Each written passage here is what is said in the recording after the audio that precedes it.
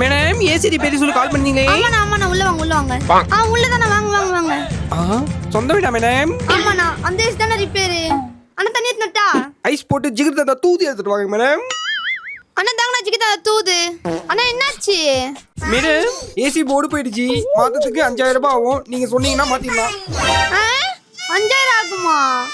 அண்ணா திட்டுவானே. சரி பண்ணிடுங்க. சரி ஓகே மேடம், நீங்க வெளியே போய் வெயிட் பண்ணுங்க, நான் மாத்திட்டு கூப்பிடுறேன். சரி முடிச்சிட்டு கூப்பிடுங்க.